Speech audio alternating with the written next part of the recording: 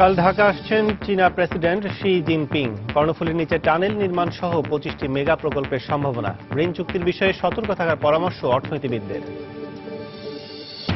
মুদ্রা পাচার নিয়ন্ত্রণে ব্যর্থতার দায়ে সোনালী ব্যাংকের যুক্তরাজ্য শাখাকে 33 কোটি টাকা জরিমানা। নজরে এসেছে ব্যাংকটির পদ্ধতিগত দুর্বলতা। দেশের বাজারে যখন তখন বাড়িয়ে দেওয়া হচ্ছে নিত্য প্রয়োজনীয় ওষুধের দাম। হয়রানির শিকার সাধারণ মানুষ। দ্রুত ওষুধ নীতি প্রণয়নের তাগিদ বিশেষজ্ঞদের। এবং বিদেশমুখী মানুষের চাপ সামলাতে গিয়ে রাজধানীর প্রবাসী ভবনে হিমশিম অবস্থা। অব্যবস্থাপনা সহ নানা হয়রানির অভিযোগ। ঢাকার বাইরে কার্যক্রম চালুর সিদ্ধান্ত।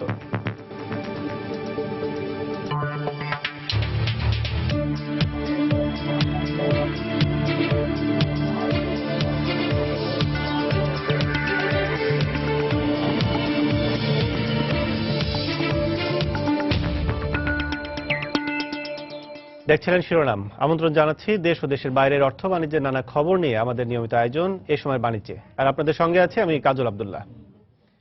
25টি মেগা প্রকল্পে রেকর্ড বিনিয়োগের চুক্তির সম্ভাবনা নিয়ে কাল ঢাকা আসছেন চীনের প্রেসিডেন্ট শি জিনপিং। আন্তর্জাতিক সম্পর্ক বিশ্লেষকরা বলছেন, তার এ সফরে বাণিজ্য ও বিনিয়োগের পাশাপাশি অবকাঠামো নির্মাণে দুদেশের মধ্যে খুলবে সম্ভাবনার নতুন দুয়ার।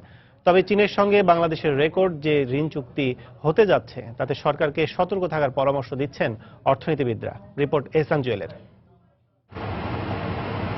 বিশ্বজুড়ে বাড়ছে চীনের রাজনৈতিক, অর্থনৈতিক ও সামরিক প্রভাব। বিশ্বের দ্বিতীয় অর্থনৈতিক পরাশক্তি দেশটির সঙ্গে বাংলাদেশের 2015 সালে লেনদেন হয়েছে $14.70 কোটি। বাংলাদেশের মোট বাণিজ্যের 26.50% চীনের সঙ্গে হলেও এর 85%ই দেশটির অনুকূলে। চীনের সঙ্গে 4 দশকের কূটনৈতিক সম্পর্ক থাকলেও দীর্ঘ 30 বছর পর এবার দ্বিতীয়বারের মতো দেশটির কোনো প্রেসিডেন্ট আসছেন ঢাকায়। বিনিয়োগে বাংলাদেশের বড় সহযোগী দেশ হিসেবে তাই অনেক স্বপ্নের এই সফর। সংশ্লিষ্ট সূত্রগুলো বলছে, 25টি প্রকল্পে 20 বিলিয়নেরও বেশি আর্থিক সহযোগিতার জন্য চীনের কাছে প্রস্তাব পাঠানো হলেও 12 বিলিয়নের মতো সহযোগিতার আশ্বাস আসতে পারে। উল্লেখযোগ্য মেগা প্রকল্পগুলোর মধ্যে গুরুত্ব পাচ্ছে অবকাঠামো, বিদ্যুৎ, সড়ক যোগাযোগ, তথ্য প্রযুক্তি ও ব্লু ইকোনমি খাতে। এই ভিজিটে আপনার যে জিনিসটা হবে, চায়না যেটা চাইবে যে এই অঞ্চল যেন সুসংগত হয়। উন্নয়ন যেটা করছে সামরিকভাবে, অর্থনৈতিকভাবে, সেটা শান্তিপূর্ণভাবে করছে, অন্য কোনো রাষ্ট্র যেন হুমকি সৃষ্টি না করে। তো বাংলাদেশ স্বাভাবিকভাবেই এই চীনের এই ধরনের পররাষ্ট্রনীতিতে প্রচণ্ডভাবে উৎসাহিত বোধ করছে। সেটাও একটা ফিজিবিলিটি হবে যে এই অঞ্চলের ট্রেড বিজনেস করতে গেলে, ব্লু ইকোনমি ডেভেলপ করতে গেলে চায়না কতটুকু সহায়তা করতে পারে। এই সফরে বাংলাদেশের সাথে কোনো দেশের রেকর্ড ঋণ চুক্তি হওয়ার সম্ভাবনা রয়েছে। তাই অর্থনীতিবিদরা বলছেন, চীনের কঠোর ঋণ নীতির ব্যাপারে সতর্ক হয়ে পদক্ষেপ নিতে হবে বাংলাদেশকে। সরকারের উচিত হবে এই প্রকল্পগুলো নিয়ে নেগোসিয়েট কালে যেন সুদের হারটি যাতে যথাসম্ভব নিচু পর্যায়ে রাখা যায়। সবচেয়ে ভালো হয় এটিকে যদি 1%-এর নিচে, যেভাবে আমরা মাল্টিলেটারাল এজেন্সিগুলো থেকে টাকা পাই তার কাছাকাছি যদি রাখা যায়, 2 বা 3 না করে 10 বছরের মতো গ্রেস পিরিয়ড এবং রিপেমেন্ট পিরিয়ড যদি এজেন্সিগুলো যেভাবে দিয়ে থাকে 30-40 বছরের, এরকম যদি করে নেওয়া যায় তাহলে আমাদের দীর্ঘমেয়াদে এই সমস্ত ঋণের যে রিপেমেন্টের জন্য যে একটা ডেট রিপেমেন্টের যে চাপ, সেটি তুলনামূলকভাবে সহনীয় হবে। সফরে রাষ্ট্রপতি, প্রধানমন্ত্রী এবং স্পিকারের সাথে বৈঠক করবেন চীনের প্রেসিডেন্ট। শি জিনপিং এর ওয়ান বেল্ট ওয়ান রোড প্রকল্পে বাংলাদেশে যোগদানের যে প্রস্তাবনা, সেটি চূড়ান্ত হতে পারে এই সফরে।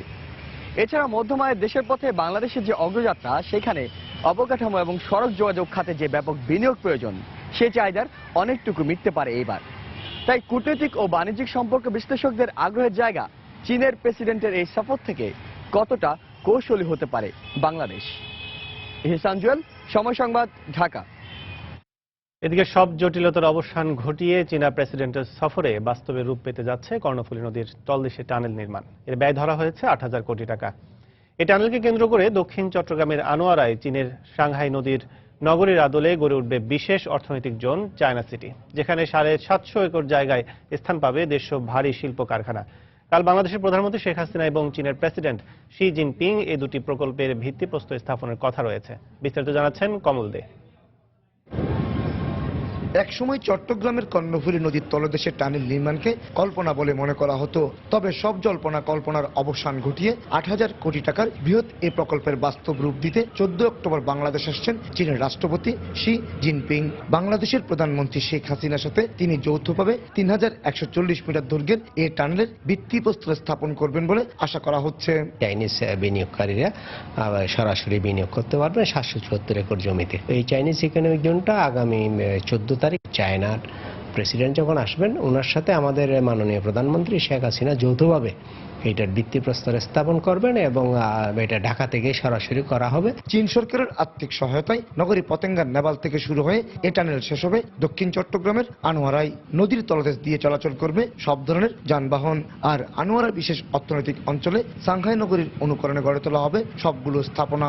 ঢাকা বা বাংলাদেশের প্রত্যন্ত অঞ্চল থেকে কক্সবাজারের একটা কানেক্টিভিটি ডেভেলপ করবে এবং এই কানেক্টিভিটির ফলে দক্ষিণ চট্টগ্রামে একটা নতুন শহর গড়ে ওঠার সম্ভাবনা দেখা দিয়েছে। অর্থনৈতিক অঞ্চলে মূলত জাহাজ নির্মাণ, তৈরি পোশাক, ঔষধ, বৈদ্যুতিক সামগ্রী, প্লাস্টিক, তথ্য প্রযুক্তি এবং মেডিকেল যন্ত্রপাতি নির্মাণ কারখানা গড়ে তোলা হবে, যার 30% বিনিয়োগ করবে চীন সরকার এবং বাকিটুকু বিনিয়োগ করবে দেশটির ব্যবসায়ীরা। টেক্সটাইল এবং টেক্সটাইলের অ্যাক্সেসরিজ রিলেটেড ইন্ডাস্ট্রিজ এখানে রিলোকেট হবে। এছাড়া কেমিক্যাল সেক্টরের বেশ কিছু ইন্ডাস্ট্রিজ এখানে হবে। প্রযুক্তিভিত্তিক অনেক শিল্প চীনারা, এমনকি রিসার্চ সেন্টারও এখানে স্থাপিত হইতে পারে। চায়না সিটি গড়ে তোলার জন্য 291 একর খাস জমি বাংলাদেশ ইকোনমিক জোনের কাছে হস্তান্তর করা হয়েছে। এছাড়া আরো 430 একর জায়গা অধিগ্রহণের পর্যায়ে রয়েছে। কমল দে, সময় সংবাদ, চট্টগ্রাম। মানি লন্ডারিং বা মুদ্রা পাচার নিয়ন্ত্রণে ব্যর্থতার দায়ে বাংলাদেশের রাষ্ট্রায়ত্ত সোনালী ব্যাংক যুক্তরাজ্য শাখাকে 33 লাখ পাউন্ড জরিমানা করেছে দেশটির সরকার। বাংলাদেশি টাকায় জরিমানার পরিমাণ প্রায় 33 কোটি টাকা। দেশটির আর্থিক খাত তদারকি কর্তৃপক্ষ এফসিএ বুধবার সোনালী ব্যাংককে জরিমানা করার এই তথ্য জানিয়েছে বলে প্রকাশ করে রয়টার্স। এফসি বিবৃতিতে বলা হয়েছে, মুদ্রা পাচার প্রতিরোধ কার্যক্রমে প্রায় প্রতিটি ক্ষেত্রে সোনালী ব্যাংকের পদ্ধতিগত গুরুত্বপূর্ণ দুর্বলতা ধরা পড়েছে। এই ঘটনায় প্রতিষ্ঠানটির মুদ্রা পাচার নিয়ন্ত্রক বিভাগের কর্মকর্তা স্টিভেন স্মিথকে চাকরি থেকে বরখাস্ত করার পাশাপাশি 18,000 পাউন্ড জরিমানা করা হয়।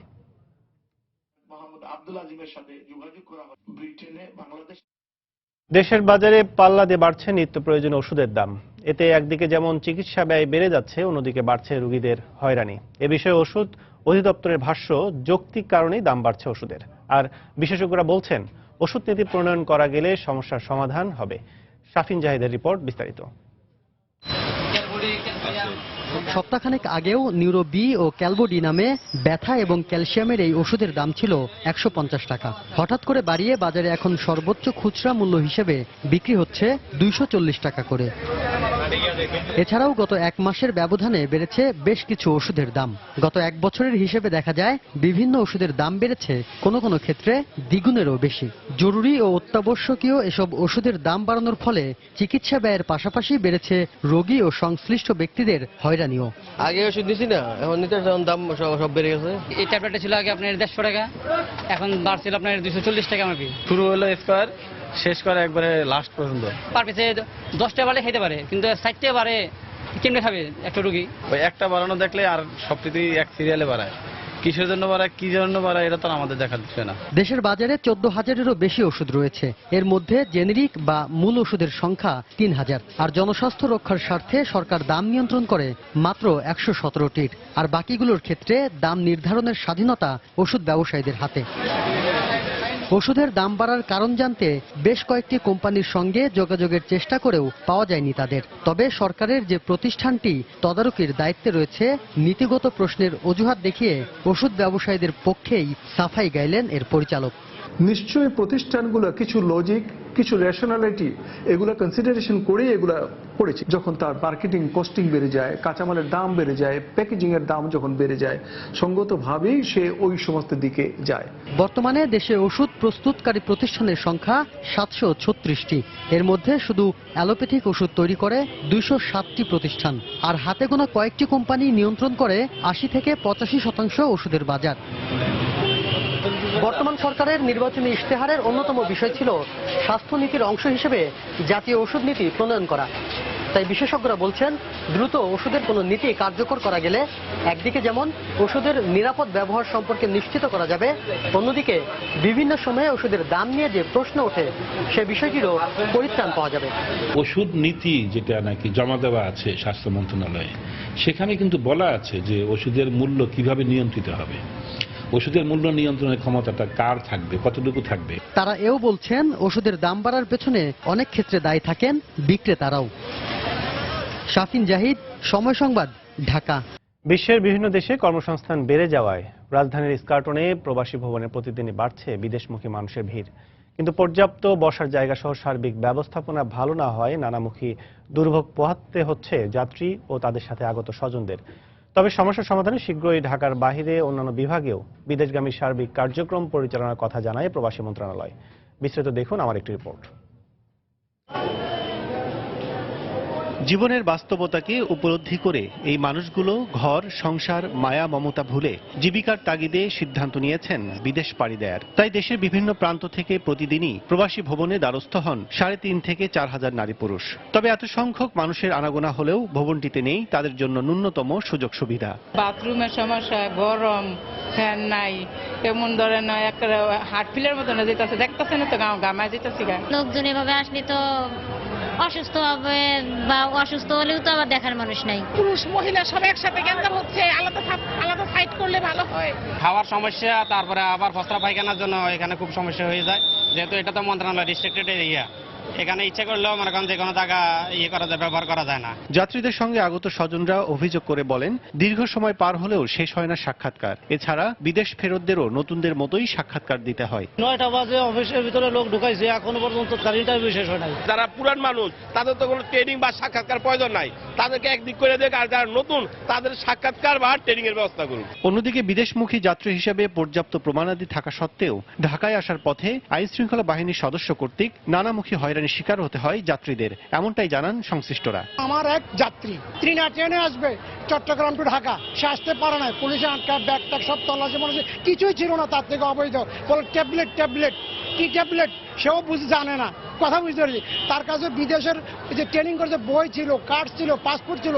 বিদেশে যাওয়ার সার্বিক কার্যক্রম ঢাকা কেন্দ্রিক না রেখে রাজধানীর বাইরেও পরিচালনা করার সিদ্ধান্তের কথা জানালো প্রবাসী মন্ত্রণালয়। চট্টগ্রাম ডিভিশনের যারা, তারা চট্টগ্রাম থেকেই ফিঙ্গারপ্রিন্ট এবং ক্লিয়ারেন্স, ম্যান পাওয়ার ক্লিয়ারেন্স, যেটা বিএমইটি ক্লিয়ারেন্স, সেটাও চট্টগ্রাম থেকে নিতে পারছে এবং পর্যায়ক্রমে আমরা সব ডিভিশনেই ডিসেন্ট্রালাইজ করে দিব খুব শিগগিরই। এতে সব ধরনের ভোগান্তি দূর হবে বলে মনে করছে সংশ্লিষ্ট অধিদপ্তর। তাকে ঢাকা আসতে হচ্ছে না কষ্ট করে, সে ওখানেই যে যাওয়ার যেগুলো ফর্মালিটিস সব সে ওখানেই করতে পারবে। কাজল আব্দুল্লাহ, সময় সংবাদ, ঢাকা। 5 বছরেরও বেশি সময় ধরে রাজশাহী মহানগরীতে স্বয়ংক্রিয় ট্রাফিক সিগন্যাল ব্যবস্থাটি অচল রয়েছে। এতে নষ্ট হয়ে গেছে সিটি কর্পোরেশনের লাখ লাখ টাকার সিগন্যাল বাতি। নানামুখী সমস্যায় পড়তে হচ্ছে গাড়ি চালকদেরও। মেট্রোপলিটন পুলিশ বলছে, স্বয়ংক্রিয় ব্যবস্থা চালু হলে ট্রাফিক নিয়ন্ত্রণ অনেক সহজ হবে। অবশ্য মেয়র বলছেন, অর্থ সংকট থাকলেও সিগন্যাল বাতিগুলো সংস্কারের পরিকল্পনা রয়েছে। রাকিবুল হাসানের প্রতিবেদন, ক্যামেরায় ছিলেন হাবিবুর রহমান পাপ্পু।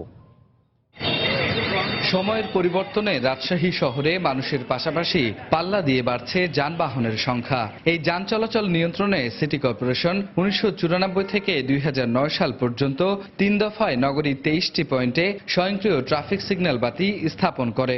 সিটি কর্পোরেশনের যন্ত্র ও বিদ্যুৎ বিভাগ জানায়, 2010 সাল থেকে বিকল হয়ে পড়ে সিগন্যাল বাতিগুলো। এতে হাতের ইশারায় যানবাহন নিয়ন্ত্রণ করতে গিয়ে হিমশিম খাচ্ছে ট্রাফিক পুলিশ। নানা সমস্যায় পড়তে হচ্ছে চালক ও পথচারীদের, বাড়ছে দুর্ঘটনাও। হাত তুলে দাঁড়াইতে বলে বুঝতে পারি না, অনেক সময় দেখা যায় চলে যায়, সামনে একটা গাড়ি পড়ে যায়, তখন অনেক সময় অ্যাক্সিডেন্ট হয়ে যায়। বিশৃঙ্খলভাবে চললে কিন্তু যানজট হয়েই যায়।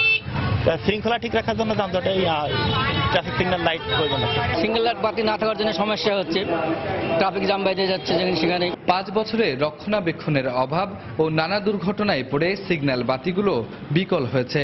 মেট্রো পুলিশের শীর্ষ এই কর্মকর্তা বলছেন, বাতিগুলো সচল হলে ট্রাফিক নিয়ন্ত্রণ সহজ হবে। আমরা সিটি কর্পোরেশন যোগাযোগ করব যে তারা যত দ্রুত আমাদের ট্রাফিক লাইট ঠিক করে দিতে পারে, তাহলে আমরা নিশ্চিতভাবেই ট্রাফিক কন্ট্রোলের ক্ষেত্রে ভালো হবে এবং নগরবাসীর সুবিধা ভোগ করবে। অবশ্য মেয়র বলছেন সিগন্যাল বাতিগুলো পুনঃস্থাপন ও সংস্কারের পরিকল্পনা রয়েছে কর্পোরেশনের, তবে অর্থের অভাবে সম্ভব হচ্ছে না। পুনরায় চালু করতে এগুলো কিরকম খরচ হবে আর কি একটা এস্টিমেট করতে দিয়েছি। এস্টিমেট হয়ে গেলে আমরা টেন্ডারে যাব, টেন্ডারে গেলে ওগুলো আবার ঠিক হবে আর কি। তার আগে অনেকগুলো কাজ আছে, পাবলিক সচেতনতার ভিতরে ট্রাফিক আইন পাবলিককে জানতে হবে। সিটি কর্পোরেশনের যন্ত্র ও বিদ্যুৎ বিভাগের দেয়া তথ্য মতে প্রায় 60 লাখ টাকা ব্যয়ে স্থাপিত হয় এই বাতিগুলো, আর সংস্কার ও পুনঃস্থাপনে খরচ হবে প্রায় 1 কোটি টাকা। রাকিবুল হাসান, সময় সংবাদ, রাজশাহী। খুলনা বিশ্ববিদ্যালয়ে ইলেকট্রিক অ্যান্ড কমিউনিকেশন ইঞ্জিনিয়ারিং বিভাগের শিক্ষার্থী এবং শিক্ষকদের প্রচেষ্টায় সফলভাবে কীটনাশক ছিটানোর বিশেষ ড্রোন উড়ানো হয়েছে। ঘন্টায় 38 কিলোমিটার গতিবেগের ড্রোনটি প্রতি মিনিটে 5 কাঠা জমিতে কীটনাশক ছিটাতে পারবে। পরীক্ষামূলকভাবে উড়ানো এই ড্রোনটি দিয়ে কৃষিতে ব্যাপক পরিবর্তন আনতে চান গবেষকরা। খুলনা থেকে তরিকুল ইসলামের প্রতিবেদন, ক্যামেরায় ছিলেন নিয়ামুল হোসেন কোচি। খুলনা বিশ্ববিদ্যালয়ের ইলেকট্রনিক অ্যান্ড কমিউনিকেশন ইঞ্জিনিয়ারিং বিভাগের মাস্টার্সের ছাত্র কাজী মাহমুদ হাসান ক্যাম্পাসের আকাশে ড্রোন উড়াচ্ছেন। এর প্রধান উদ্দেশ্য ফসলের ক্ষেতে সহজ পদ্ধতিতে কীটনাশক ছিটানো। প্রতি মিনিটে 5 কাঠা জমিতে কীটনাশক ছিটাতে পারবে এ ড্রোন।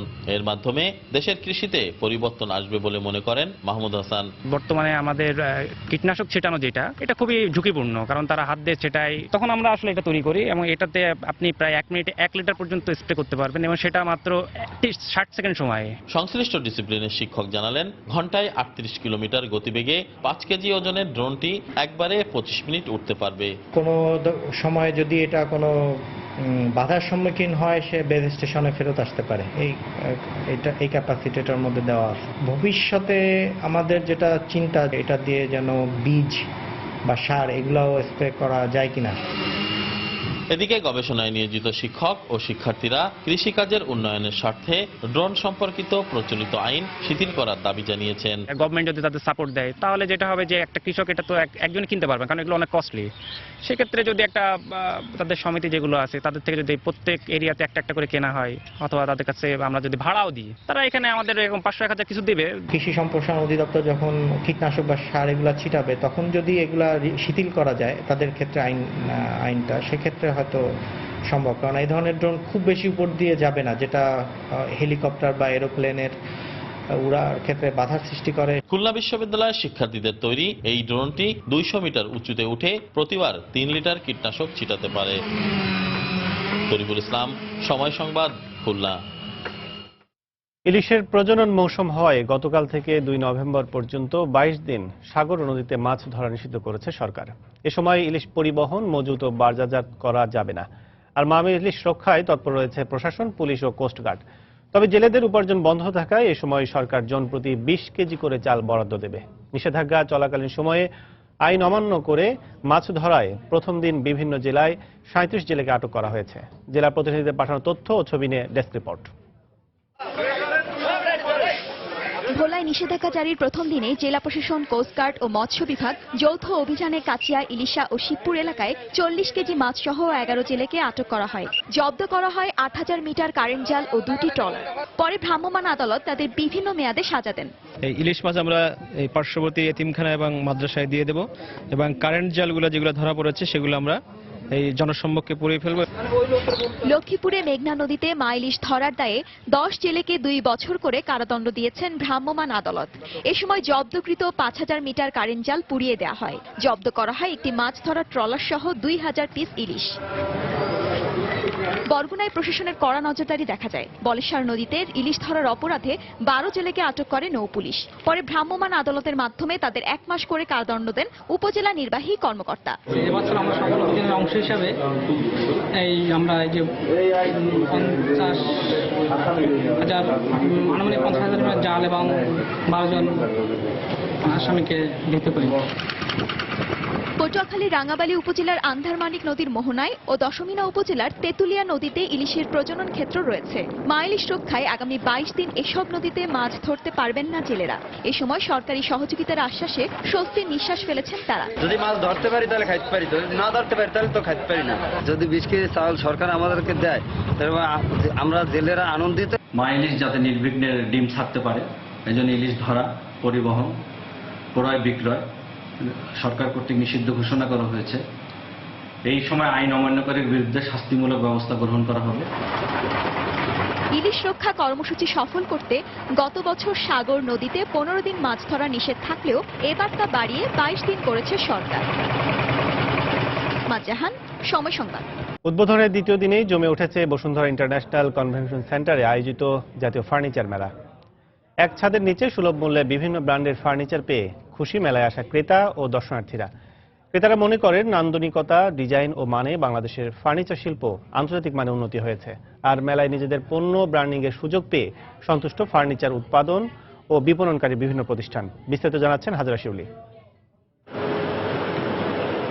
বসবাসের ঘরটি হবে নান্দনিক ও আরামদায়ক, এমনটাই প্রত্যাশা থাকে সবার। তাই ঘরের শোভাবর্ধনে একসময় অভিজাতরা বিদেশ থেকে ফার্নিচার আমদানি করলেও দেশীয় আসবাবপত্র শিল্পের আমূল পরিবর্তনে চিত্র বদলেছে। দেশীয় কাঠ ও অন্যান্য উপকরণের সঙ্গে ইতিহাস ও ঐতিহ্যের মিশেলে আধুনিক প্রযুক্তিতে তৈরি দেশীয় ফার্নিচার নজর কেড়েছে ফার্নিচার মেলায় আসা ক্রেতা ও দর্শনার্থীদের। একটা সোফা সেট নেবো, তারপর খাট নেবো একটা, আর যদি পছন্দের কোনো জিনিস থাকে এটাই নেবো আর কি।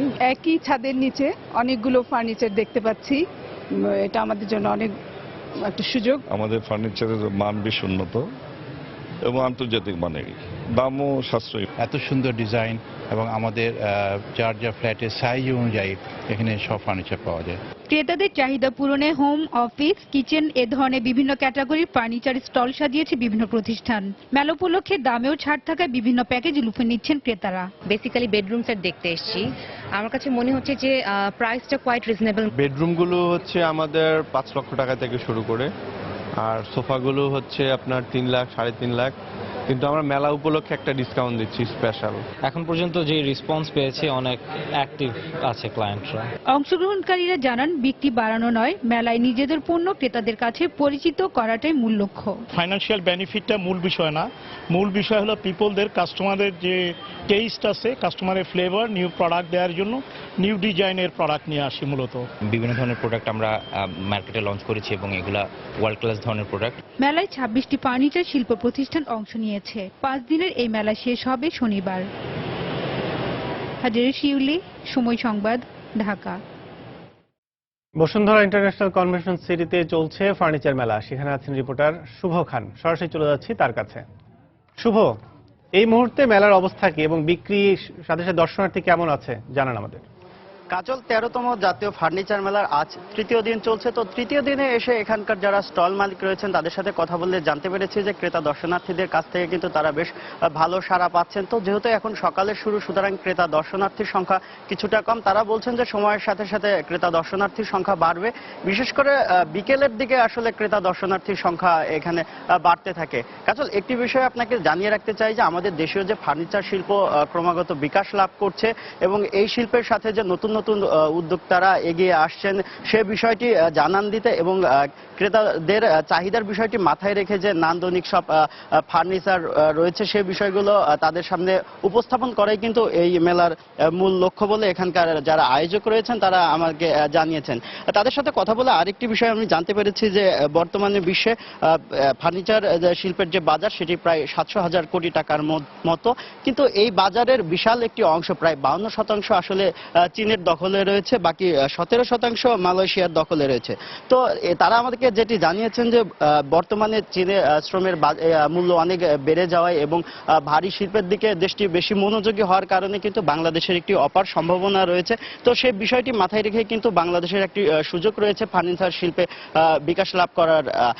এই বিষয়টি মাথায় রেখে কিন্তু তারা বলছেন যে আমাদের ফার্নিচার যে ডিজাইনগুলো রয়েছে সেগুলোতে কিন্তু আরো নতুনত্ব আনা দরকার এবং আরো বাহারি রং এবং ডিজাইনের যদি ফার্নিচার ক্রেতাদের সামনে উপস্থাপন করা যায়, সেটি যেমন দেশের অভ্যন্তরীণ বাজারে যেমন অভ্যন্তরীণ যে চাহিদা রয়েছে সেটি পূরণ করবে, পাশাপাশি বিশ্বে বাংলাদেশের ফার্নিচার শিল্প একটি স্থান দখল করতে পারবে এমনটা তারা আশা করছেন। তবে তারা বলছেন যে এই জন্য কিন্তু প্রয়োজনীয় যে সুবিধার মধ্যে রয়েছে যে দক্ষ যে কারিগর সেটির কিন্তু বেশ সংকট বাংলাদেশে রয়েছে এবং তারা বলছেন যে এই শিল্পকে যদি এগিয়ে নিয়ে যেতে হয় তাহলে কিন্তু তাদের প্রচুর পরিমাণে দক্ষ শ্রমিকের ঋণের প্রয়োজন রয়েছে, পাশাপাশি নীতি সহায়তা রয়েছে। তো সহায়তা লাগবে, তো সেই বিষয়টি মাথায় রেখে কিন্তু তারা সরকারের প্রতি দাবি জানিয়েছেন যেন এই বিষয়ে লক্ষ্য রেখে তাদের জন্য প্রয়োজনীয় যে সহায়তা সেটি প্রদান করা হয়। কাজল, আপনাকে বাজার সম্পর্কিত মেলা সম্পর্কিত একটি তথ্য আপনাকে দিয়ে রাখতে চাই, সেটি হচ্ছে যে এই মেলায় কিন্তু ক্রেতা দর্শনার্থীদের চাহিদা এবং পছন্দের বিষয়টি মাথায় রেখে এবং তাদের কাছে সুলভ মূল্যে পণ্যটি সরবরাহ করার জন্য কিন্তু এখানে 5 থেকে 30% পর্যন্ত ছাড়ের ব্যবস্থা করেছেন এখানকার স্টল মালিকরা। এবং তারা বলছেন যে ক্রেতারা যেন খুব সহজেই তারা তাদের পণ্যটি বেছে নিতে পারেন, সেই বিষয়টি মাথায় রেখে কিন্তু তারা বিভিন্ন সুযোগ সুবিধা এবং গিফটের ব্যবস্থা তারা করেছেন। এবং তারা বলছেন যে তারা এখন পর্যন্ত যে সাড়া পাচ্ছেন তাতে তারা যে উদ্দেশ্য নিয়ে এই মেলার আয়োজন করেছেন সেটি তারা বলছেন যে তাদের লক্ষ্য সেটা পূরণ হবে। এবং এই মেলাটি যে সাধারণ মানুষের মধ্যে যদি আগ্রহ তৈরি করতে পারে তাহলে কিন্তু পরবর্তী সময়ে আরো বড় পরিসরে কিংবা আন্তর্জাতিকভাবে বাংলাদেশে একটি মেলার আয়োজন করা যেতে পারে, যেটি আমাদের আসলে ফার্নিচার শিল্পের বিকাশ লাভের জন্য খুবই গুরুত্বপূর্ণ একটি ভূমিকা পালন করতে পারবে বলে তারা আশা করছেন। তো সেই বিষয়টি মাথায় রেখে এই যেমন পণ্যের যে ছাড় রয়েছে, পাশাপাশি ক্রেতা দর্শনার্থীদের যে সাড়া মিলছে, তাতে তারা আশা করছেন যে তাদের এবার বেশ ভালো কেনাকাটা হবে এবং তাদের যে লক্ষ্য সেই লক্ষ্য পূরণ হবে। তো কাজল, আমার কাছে এই ছিল এখানকার সর্বশেষ তথ্য। দর্শক, বসুন্ধরা ইন্টারন্যাশনাল কনভেনশন সিটিতে চলমান ফার্নিচার মেলা থেকে সেখানকার খবরাখবর জানাচ্ছেন সহকর্মী শুভ খান। রাজধানীতে জাতীয় শিল্পকলা একাডেমির ন্যাশনাল আর্ট গ্যালারিতে উদ্বোধন করা হয়েছে চীনা বই এবং চীন ও বাংলাদেশের শিল্পীদের আঁকা বিভিন্ন চিত্র প্রদর্শনী। মনোজ্ঞ সাংস্কৃতিক পরিবেশনা ও ফিতা কেটে প্রদর্শনী উদ্বোধন করা হয়। এ সময় উপস্থিত ছিলেন জনপ্রশাসন মন্ত্রী সৈয়দ আশরাফুল ইসলাম, সংসদীয় স্থায়ী কমিটির চেয়ারম্যান HN আশিকুর রহমান, চীনা রাষ্ট্রদূত মা মিংকিয়াং সহ অন্যান্যরা। বাংলাদেশ চীনা ফ্রেন্ডশিপ সেন্টার, চীনা আন্তর্জাতিক বুক ট্রেডিং কর্পোরেশন ও চীনা ইন্টারন্যাশনাল পাবলিশিং গ্রুপ যৌথভাবে আয়োজিত 7 দিনব্যাপী এই প্রদর্শনীটি আয়োজন করে।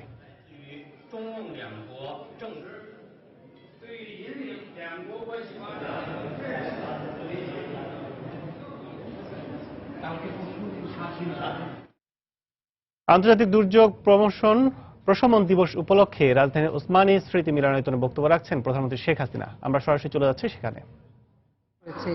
দুর্যোগ ঝুঁকি কমাতে হলে কৌশল সমূহ বলতে হবে। আমি মনে করি আমাদের দেশের জন্য এটা অত্যন্ত চমৎকার একটা প্রতিপাদ্য বিষয় এবং খুবই যোগ্যোপযোগী এবং যথার্থ। আমাদের কথা মনে রাখতে হবে যে বাংলাদেশের ভৌগোলিক অবস্থানটা এমন এক জায়গায় যে কারণে সবসময় প্রতিনিয়ত নানা ধরনের ঝুঁকি মোকাবেলা করেই আমাদের চলতে হয় এবং বন্যা, খরা, জলোচ্ছ্বাস, নানা ধরনের ঝুঁকি সবসময় আমরা মোকাবেলা করে থাকি। তবে আমাদের এটাও ভাবতে হবে যে এই ঝুঁকি থেকে মানুষকে বাঁচানো যায়, এটা ঠিক না যে বাঁচানো যায় না। কাজে আমরা যদি একটু সজাগ থাকি এবং আমরা যদি সময় মতো পদক্ষেপ নিই তাহলে যে কোনো রকম দুর্যোগ মোকাবেলা করা সম্ভব। বাংলাদেশ যে শুধু প্রাকৃতিক দুর্যোগ মোকাবেলা করে তা নয়, আমাদের অনেক সময় মনুষ্য সৃষ্ট দুর্যোগও মোকাবেলা করতে হয়। তবে যে কোনো দুর্যোগ মোকাবেলায় বাংলাদেশ এখন যথেষ্ট পারদর্শিতা অর্জন করেছে। এর উপর আমাদের নতুন আর একটা উপসর্গ, সেটা হচ্ছে বৈশ্বিক উষ্ণতা। তার প্রভাবও বাংলাদেশের উপর সবথেকে বেশি পড়ছে, যদিও বাংলাদেশের জন্য দায়ী নয়, কিন্তু বাংলাদেশ ক্ষতিগ্রস্ত হচ্ছে। কাজে এগুলি সবই মোকাবেলা করার জন্য বিভিন্ন প্রস্তুতি একান্তভাবে প্রয়োজন। আমাদের কিছুক্ষণ আগে আপনারা শুনেছেন যে সেই 70 সালে ঘূর্ণিঝড় লক্ষ লক্ষ মানুষ মারা গিয়েছিল। সরকার যদি সজাগ থাকে তাহলে যে কোনো অবস্থায় মানুষকে বাঁচাতে পারে, কিন্তু সেই সময় পাকিস্তানিরা ক্ষমতায় ছিল, মিলিটারি ডিক্টেটর ছিল ইয়াহিয়া খান। যখন এই দুর্যোগ হয়, এখানে যে কোনো রকম ঘূর্ণিঝড় আছে তারা নজরেই আনেনি। বঙ্গবন্ধু তখন সত্যের নির্বাচনী প্রচারণায় ব্যস্ত ছিলেন, কিন্তু যখনই তিনি এই ঘূর্ণিঝড়ের কথা এবং জলোচ্ছ্বাসের কথা শুনলেন তখনই তিনি সমস্ত নির্বাচনী প্রচারণা বন্ধ করে ওই এলাকার মানুষের সাহায্যের জন্য এগিয়ে গিয়েছিলেন। তখন এসব এলাকা অত্যন্ত দুর্গম এলাকা, বিশাল বিশাল নদী পার হয়ে যেতে হতো এবং এমন এমন অবস্থা সেখানে। কাজে ওই সমস্ত এলাকায় ঘুরে ঘুরে তিনি তখন মানুষের পাশে দাঁড়ান। সেখান থেকে একটা অভিজ্ঞতা হয় এবং 72 সালে সরকার গঠন করার পর থেকেই তিনি বিভিন্ন পদক্ষেপ নেন যে কিভাবে এই ধরনের দুর্যোগ হলে বাংলাদেশের মানুষকে রক্ষা করা যেতে পারে।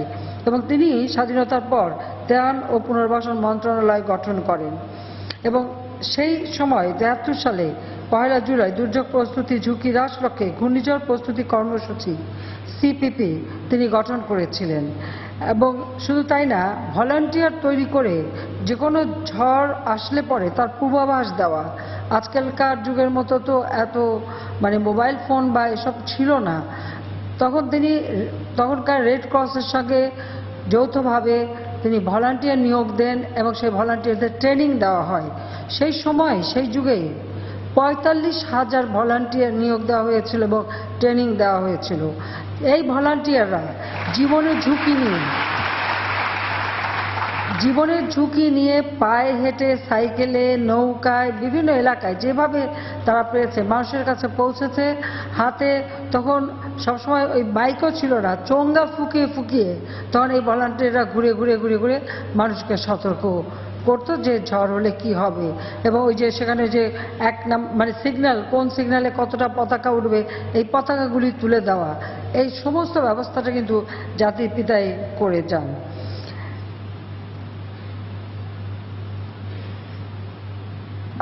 আমার মনে আছে 91 সালে, 88 সালে একটা ভয়াবহ বন্যা হয়। সেই বন্যায় তো খুব দীর্ঘস্থায়ী ছিল না, কিন্তু সেই বন্যায় প্রচুর মানুষ মারা যায়। আমি তখন নিজে আমার গ্রামে ছিলাম, গ্রামের প্রত্যন্ত অঞ্চলে ঘুরে তখন রিলিফ বিতরণ করি এবং মানুষের দুর্দশা স্বচক্ষে দেখার দুর্ভাগ্য হয় আমার। এবং আমার নিজের গোলা ভরা তখন যত ধান এবং যা ছিল সব আমি মানুষের মাঝে তখন বিলিয়ে দিয়েছিলাম সাধারণ মানুষের পাশে দাঁড়ানোর জন্য। সমগ্র বাংলাদেশের মানুষ তখন।